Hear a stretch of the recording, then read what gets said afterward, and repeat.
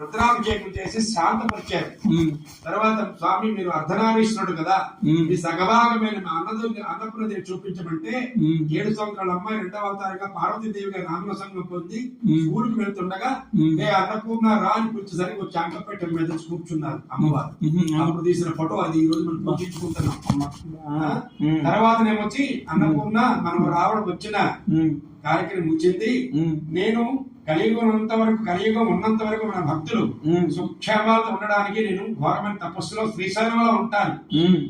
నువ్వు ఈ రూపాన్ని ఇక్కడ చాలించి నీ మొదటి అవతారమైన అన్నపూర్ణ రూపంలో నువ్వు లీనమవ్వాలి. పాలకొండ వెళ్ళి నిన్ను గాని నన్ను గాని స్మరించుకుని ఏ ఒక్క భక్తుడు నీ దగ్గరికి వచ్చినా, నీ సన్నిధానానికి వచ్చినా వారి కన్న బిడ్డలను చూస్తూ వారి కోరికలు నెరవేరుస్తూ వాడు కాపాడుతుండు అని చెప్పి అభయస్తు ఇచ్చి పంపించడం జరిగింది అమ్మవారిని.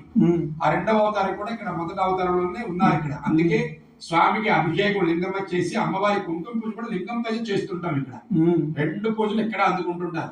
స్వామి వారు కూడా ప్రతి శుక్రవారం ఇక్కడ అమ్మవారి తాలూకా సంభాషణ చేసుకోవడానికి వస్తారు. ఇక్కడ మంచి చెట్లు మాట్లాడడానికి శుక్రవారం వస్తారని చరిత్ర చెప్తుంది. అందుకే శుక్రవారం పూట ఎవరైనా వచ్చి నిద్రలు చేస్తుంటారు. ఇక్కడ చేస్తే స్వామివారు వచ్చిన స్పర్శ గాని మనకు తగిలినా మన జీవితం ధన్యం అవుతుందని ఒక సాంప్రదాయం, ఒక నమ్మకం. ఇంకా చెప్పుకుంటే బోల్డ్ అంత ఉంది స్వామివారి జీవిత చరిత్ర అంతా. ఇది సూక్ష్మంగా చెప్తుంది. స్వామి మేము శివరాత్రి మాత్రం ఇటు పిలుస్తూ వస్తాం, మీరు కొంచెం ఇంటర్వ్యూ ఇవ్వండి.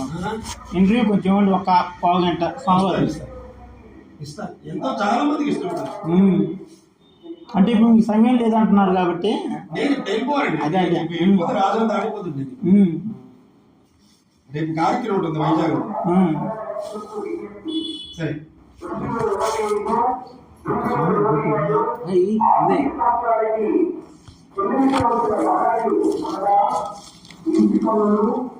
మహాదేవ శంభో శంకర సాంబ శివ తత్పురుషాయ విద్మహే మహాదేవ యధీమహి తన్నో సనాది విశ్వేశ్వర ప్రచోదయాత్.